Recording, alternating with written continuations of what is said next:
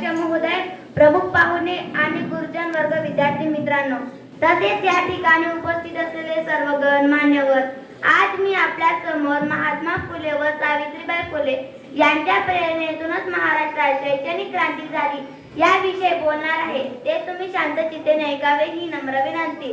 ज्ञान नाही विद्या नाही, ज्ञान नाही विद्या नाही, ती घेण्याची गोडी नाही. बुद्धी असूनही चालत नाही तयास मान म्हणावे का, बुद्धी असूनही चालत नाही तयास मान म्हणावे का.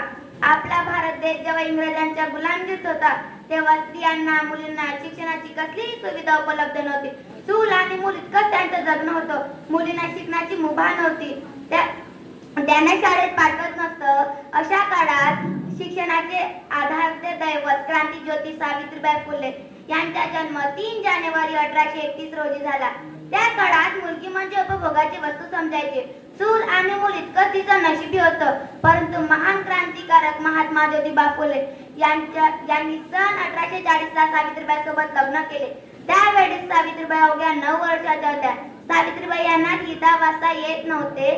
सावित्रीबाई यांना ज्योतिरावाने शिकवले. जर एक माणूस शिकला तर तो स्वतःसाठी शिकतो, जर एक माणूस शिकला तर तो स्वतःसाठी शिकतो. पण समाजातील एक स्त्री शिकली तर संपूर्ण समाज शिकतो, पण समाजातील एक स्त्री शिकली तर संपूर्ण समाज शिकतो. हा विचार ज्योतिरावांच्या मनात आला, म्हणून त्यांनी सावित्रीबाई यांना शिक्षण दिले. मित्रांनो, त्या काळी लोक अडाणी होते, अज्ञानी होते. जेव्हा सावित्रीबाई शाळेत जायला घरून निघायचे तेव्हा गावातले लोक त्यांच्या अंगावर शेण दगड फेकून मारायच्या. तरी बरेचदा सावित्रीबाई यांचे कपडे खराब व्हायचे, तरी त्या शाळेत जाऊन मुलींना शिकवू लागल्या. बायकांनी शिकणे हे पाप आणि त्यांना शिकवणे महाभयंकर पाप, बायकांनी शिकणे हे पाप आणि त्यांना शिकवणे महाभयंकर पाप, असं त्या काळी सर्व समाज समजत होतं. त्यामुळे ज्योतिरावांच्या वडिलांनी सावित्रीबाई व ज्योतिरावांना घराबाहेर काढले. जे देशासाठी लढले ते अमर हुतात्मे झाले, जे देशासाठी लढले ते अमर हुतात्मे झाले. सोडिला सर्व संसार सोडिला सर्व घरदार, सोडिला सर्व संसार सोडिला सर्व घरदार. परंतु मनात जिद्द तीव्र इच्छा असताना त्यांनी समाजाच्या अपमानाकडे लक्ष दिले नाही आणि मुलींचे कार्यशाळा शिक्षण सुरूच ठेवले. शेवटी त्यांच्या प्रयत्नास यश मिळाला आणि समाजातल्या अनेक स्त्रिया सुशिक्षित झाल्या, उच्च शिक्षित झाल्या. मुली शिकल्या सावित्रीबाई यांच्याचमुळे.